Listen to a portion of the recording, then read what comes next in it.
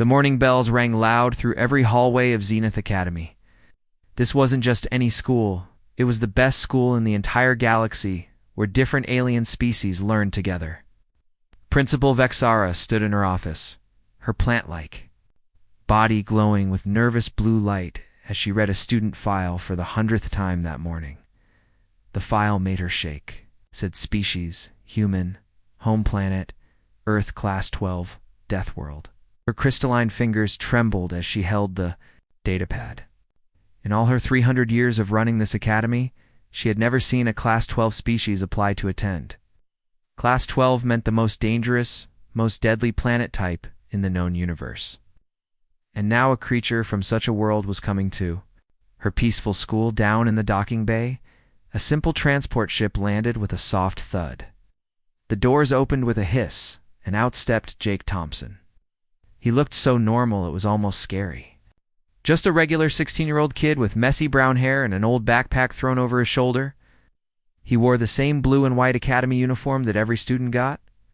His sneakers squeaked on the metal floor as he looked around with curious eyes. What none of the watching alien teachers knew was that this normal-looking teenager was actually a walking miracle of evolution.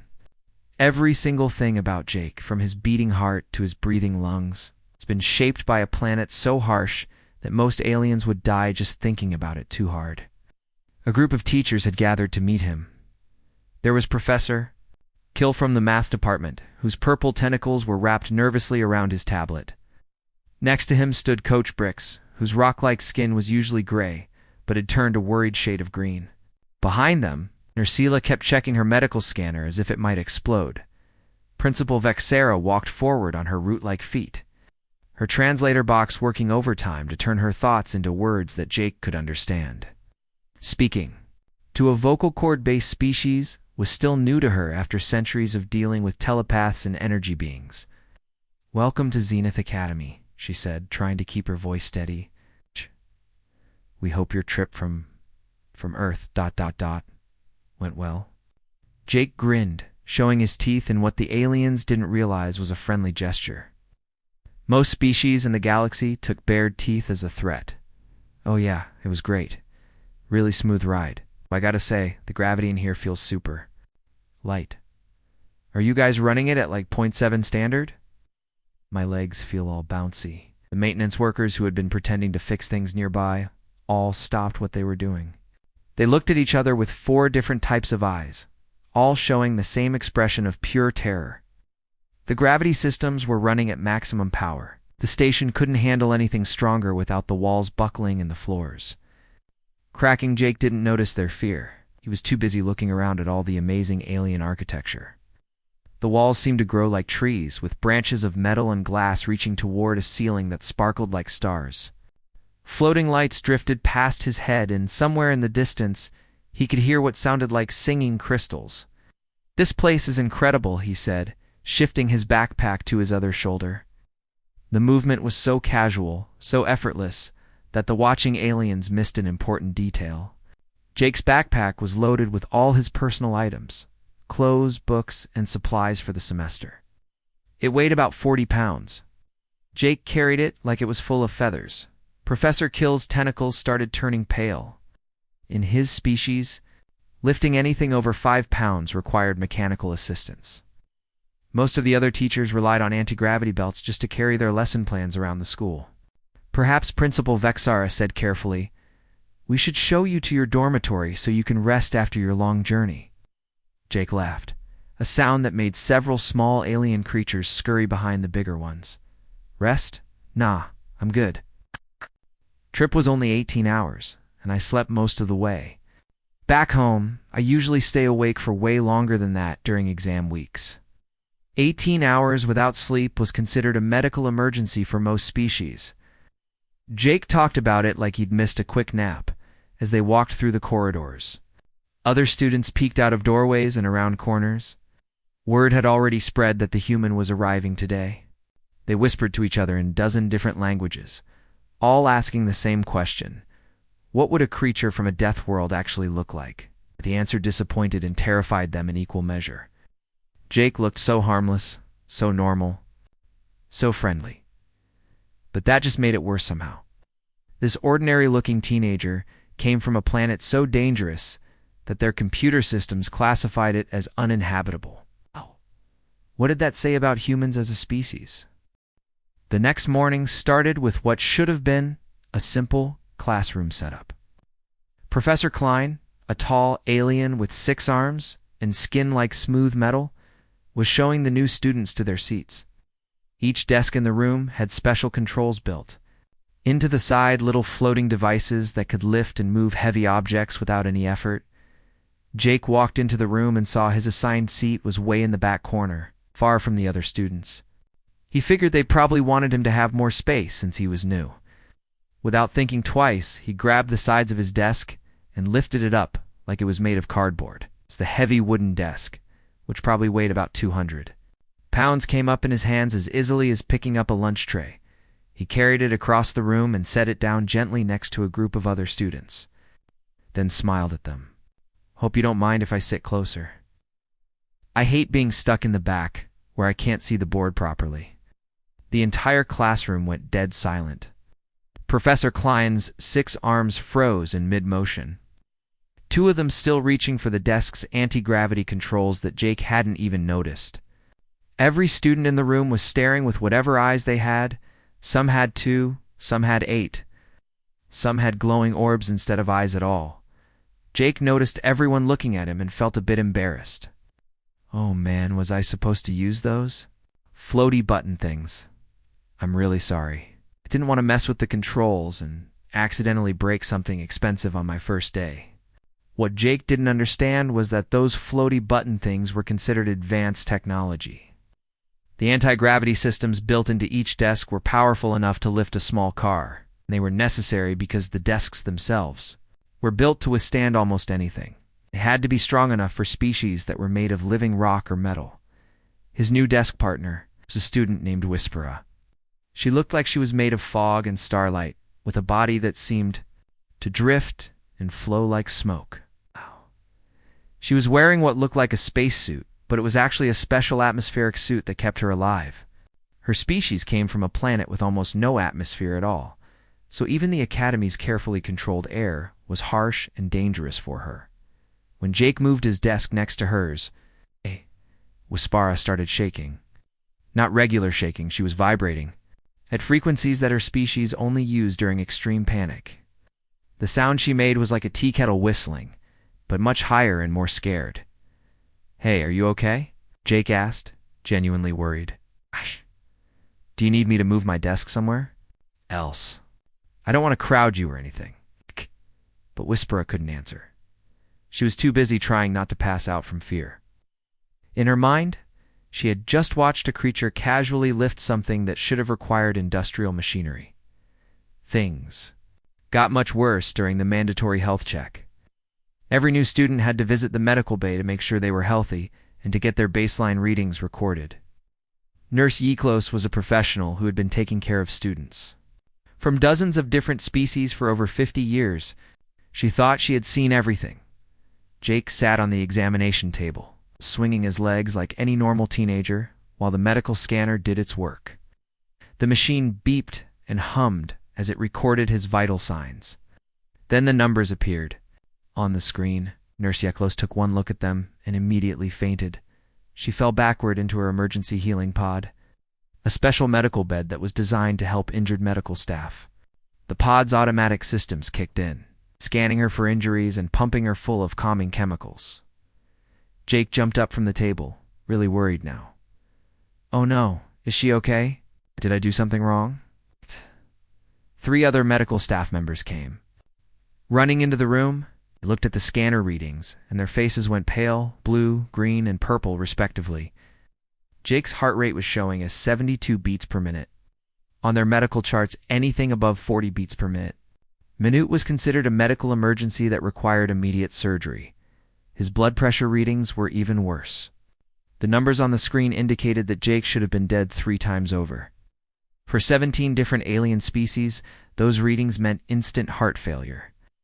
The medical computer was flashing red warnings and suggesting immediate emergency procedures. "Seriously, guys, I feel fine," Jake said, looking around at all the panicking medical staff. I mean, I'm maybe a little tired because the air feels kind of thin in here, but nothing major.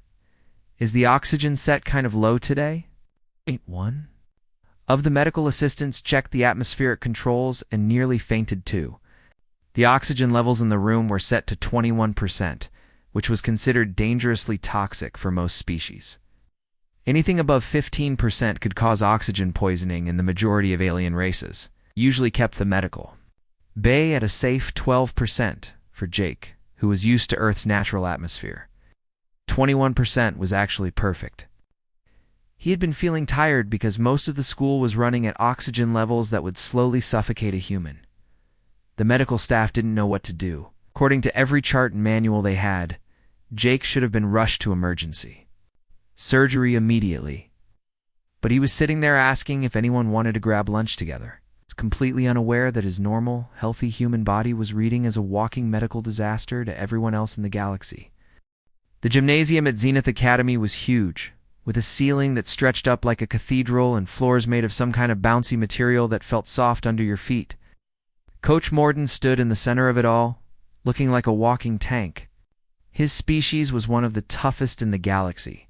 Thick gray skin like armor plating, muscles that could bend steel, and a voice that could shake windows when he got excited. For 40 years, Coach Morden had been training student-athletes. He had worked with rock creatures who could punch through walls, gas beings who could move at incredible speeds, and metal-based life forms who never got tired.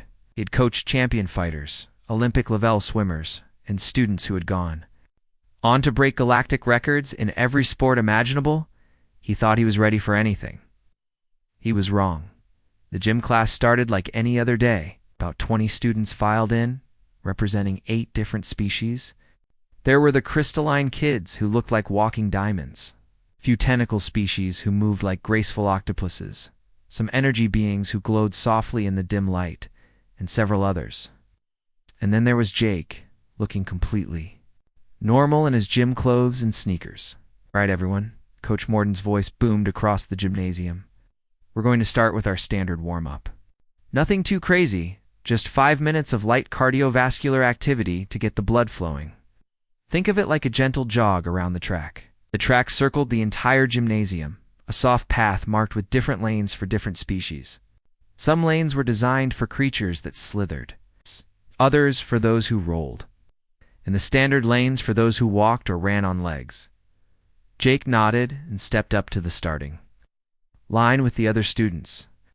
When Coach Morden blew his whistle, everyone started moving at their own comfortable pace. The crystalline students moved with careful, measured steps that clinked like wind chimes. The tentacle species flowed smoothly along their lane like water. The energy beings drifted forward in a way that was beautiful to watch, and Jake started jogging. What Jake thought of as a gentle, easy jog was actually faster than most species could move at their absolute maximum effort. His feet hit the track in a steady rhythm, and he started lapping other students almost immediately. His breathing was calm and steady, and he had a relaxed smile on his face, like he was barely trying. Within 30 seconds, 3 students had to stop exercising entirely. One of the crystalline students started overheating just from trying to keep up with what he was seeing. Tentacle species student got so confused by Jake's speed that she tangled herself up and needed help. An energy being actually flickered and dimmed because using too much energy to watch Jake move was draining his power reserves. Coach Morden's jaw dropped.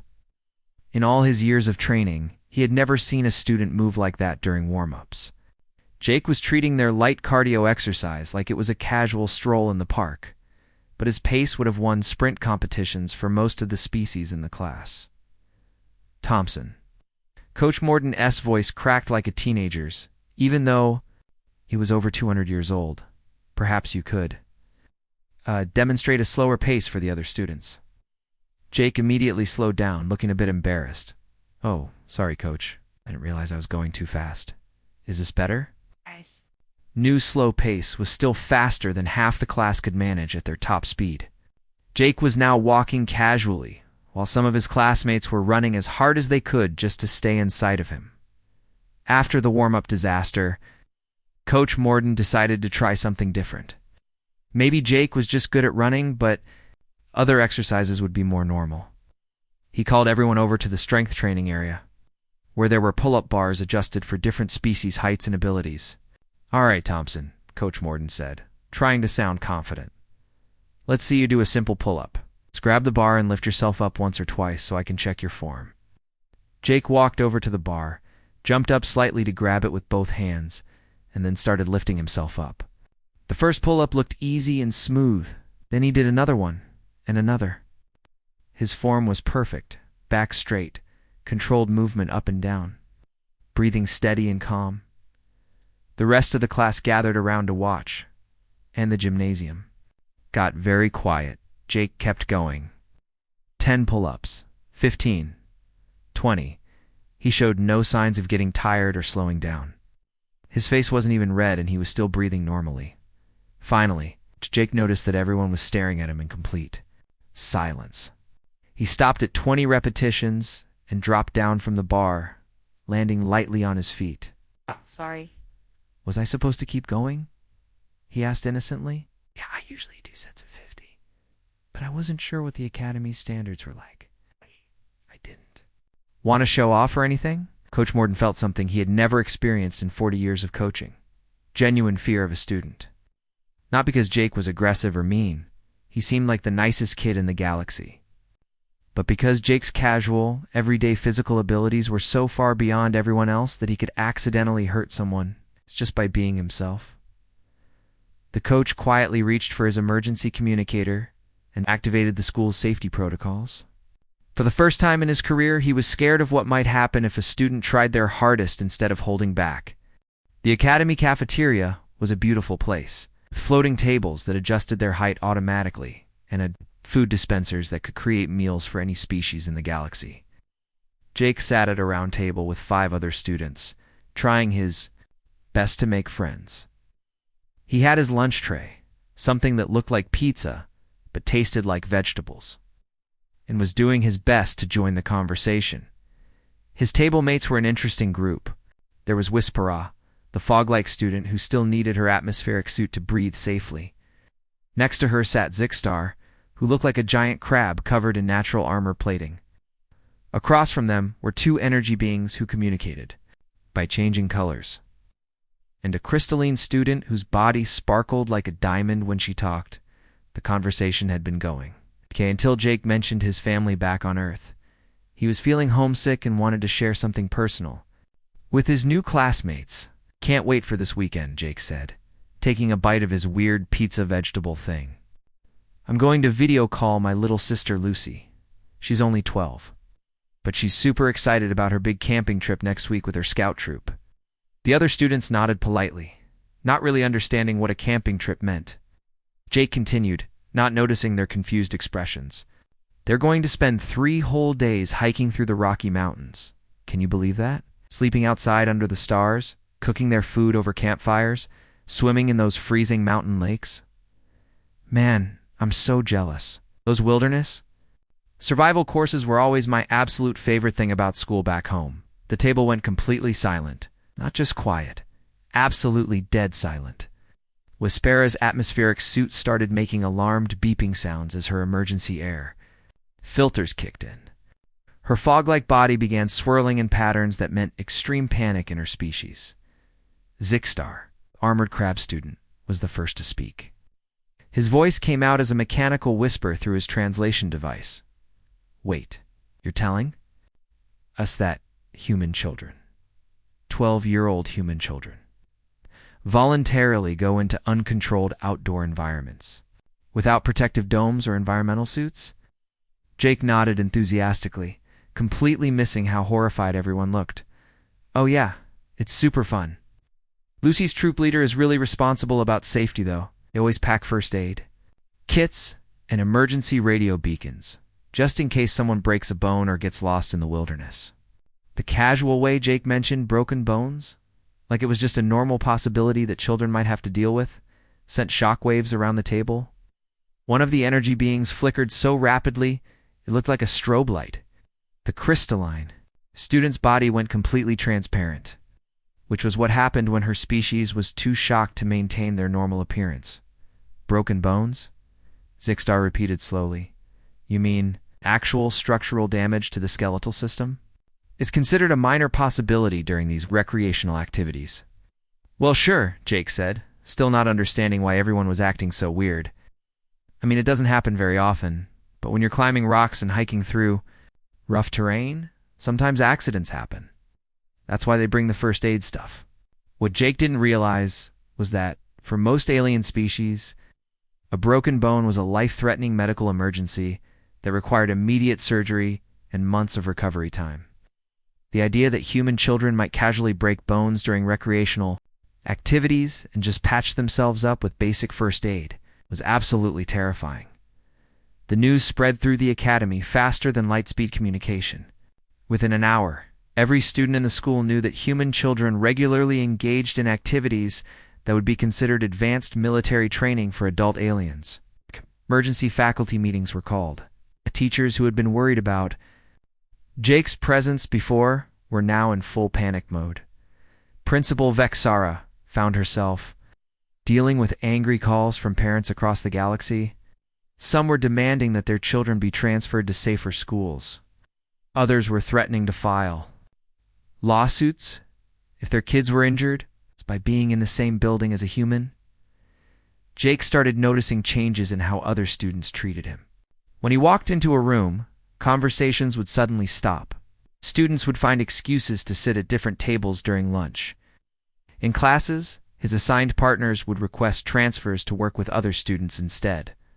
The worst part was that Jake couldn't understand why it was happening. He tried to be extra friendly and helpful. When he offered to help other students with their heavy books, they would back away like he was dangerous. When he suggested group study sessions, everyone suddenly remembered they had other plans. During one particularly lonely lunch period, Jake sat by himself at a table in the corner of the cafeteria. He could see other students stealing glances at him and then quickly looking away when he noticed them watching. He heard whispered conversations in alien languages that his translator couldn't pick up, but he could tell from their body language that they were talking about him. Jake pulled out his communication device and stared at the screen showing his family's contact information. He thought about calling home early, maybe talking to his parents about how school was going. Oh, wow. What are it? But or where I are. That being normal by human standards made him a walking nightmare to everyone else in the galaxy. For the first time since leaving Earth, Jake felt completely and utterly alone. He was surrounded by students from dozens of different worlds, in a school designed to bring species together, but he had never felt more isolated in his life. He was starting to wonder if coming to Zenith Academy had been a terrible mistake. The saddest part was that Jake still didn't fully understand what he had done wrong. He was just being himself, sharing stories about his normal human life.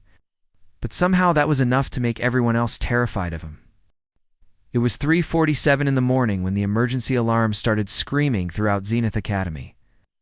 The sound was unlike anything the students had ever heard, not the gentle chimes that meant time for class, or even the louder beeps that meant fire drill.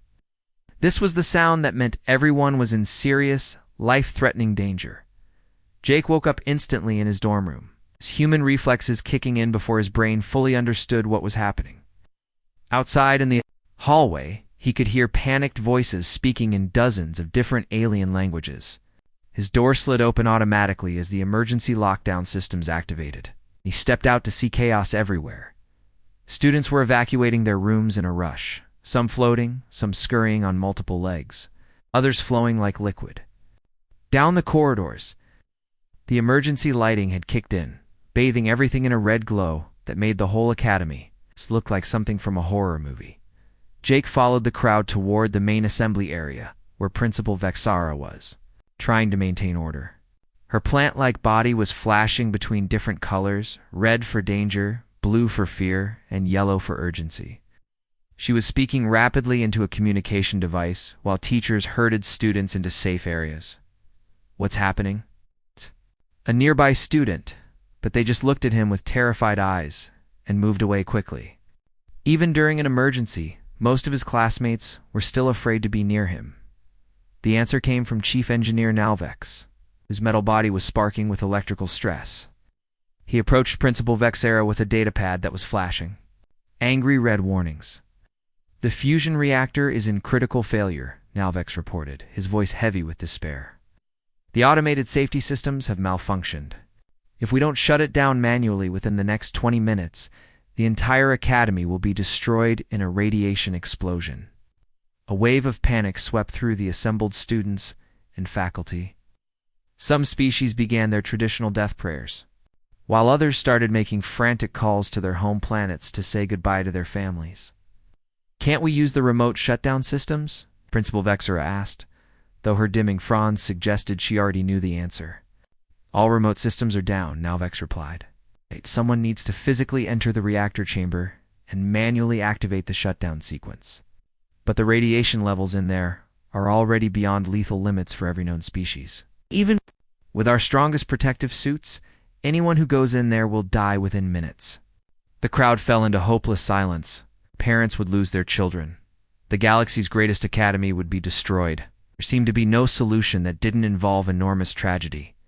That's when Jake stepped forward. "I can do it," he said simply, his voice cutting through the despair like a knife through butter. Every eye, sensor, and energy field in the assembly area focused on him. Principal Vexera's fronds flickered with confusion. "Jake, you don't understand," she said gently. "The radiation levels would kill you instantly. Even humans can't survive that kind of exposure." Jake shook his head. "Actually, humans have really high radiation tolerance compared to most species.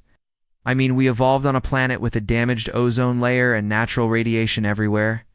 If you can walk me through the shutdown process over the radio, I think I can reach the manual controls and get back out alive." Chief Engineer Nalvex looked at his readings again, then at Jake, then back at his readings. "It's theoretically possible," he admitted slowly. "Humans do have unusually high radiation resistance. But Jake, this is incredibly dangerous. Something goes wrong. Then the whole academy explodes anyway," Jake finished. "At least this way, everyone else lives. Just tell me what buttons to push." What happened next became legendary at Zenith Academy. Jake walked calmly toward the reactor section, while Chief Engineer Nalvex explained the shutdown procedure over his radio. The entire academy watched on emergency cameras as Jake entered areas that should have killed him instantly. His voice came through the speakers, steady and calm as he reported his progress. "Okay, I'm at the first control panel. I can see the red button you mentioned. Pushing it now." There was a beep, and some of the warning lights changed from red to yellow. "Good, Jake. Now you need to reach the central chamber. Follow the blue lights on the floor." "Got it. Man, it's really warm in here. It feels like being outside in summer back home." The assembled crowd held their breath as Jake's voice continued to come through the speakers. He was walking through an environment that would have killed anyone else in the galaxy, and he was comparing it to a nice day on Earth. 12 minutes felt like 12 hours. Jake followed every instruction perfectly, activating switches and turning dials while radiation. Detectors showed levels that should have been impossible for any living thing to survive. But Jake kept talking, kept moving, kept doing exactly what needed to be done. Finally, his voice came through the speakers one last time. "Okay, I've activated the final shutdown switch. All the lights are green now. I think it worked." The reactors. Warning alarms stopped. Emergency lighting switched back to normal. The academy was safe. Jake walked out of the reactor section, looking tired but otherwise completely fine. He had some sweat on his forehead and his hair was a bit messy, but he was smiling like he'd just finished a normal day of classes. The silence that followed was different from all the previous silences Jake had experienced at the academy. This wasn't fear or confusion. This was Principal Vexera was the first to speak. "Jake, you just saved everyone in the academy. You walked through radiation that should have killed you, and you saved all of us." Well, Jake looked a bit embarrassed by all the attention. "I mean, ... anyone would have done the same thing, right? You guys are my friends. Well, I hope you are. I couldn't just let everyone die when I could help." That simple statement changed everything. The fear that had surrounded Jake since his arrival didn't disappear, but it transformed into something completely different. The other students began to understand that Jake's incredible abilities weren't something to be afraid of. They were something that could protect and help everyone. Later that day, Jake spoke to the entire academy during an emergency assembly. He stood on the stage looking out at hundreds of alien faces and said something that nobody would ever forget. "I know a lot of you have been scared of me because I'm human. And I get it. We're pretty weird compared to everyone else in the galaxy. But I never wanted anyone to be afraid of me. Humans aren't trying to be scary or dangerous. We're just built for survival. And being built for survival means we're also built to protect the people we care about." The changes at Zenith Academy started immediately. The following semester, the school launched its first ever interspecies cooperation program. Jake taught modified versions of human survival techniques, showing other species how to be more resilient and self-sufficient. In return, his classmates shared their own incredible abilities with him. He learned that Spera's atmospheric sensitivity could detect chemical traces from miles away, making her an amazing tracker. Zixtar's species had engineering precision that could repair the most complex technology with perfect accuracy. The energy beings could manipulate power systems in ways that seemed like magic to human eyes. Coach Gordon still had nightmares about Jake's casual 40 push-up warm-ups. But he also slept better at night knowing that if the Academy ever faced another crisis, they had someone who could walk through fire to save them. Jake finally found his place at Zenith Academy, not as the terrifying creature from a Deathworld, but as the friend who would always have your back when things got dangerous. And in a galaxy full of unexpected threats, having a human on your side turned out to be the best feeling in the universe.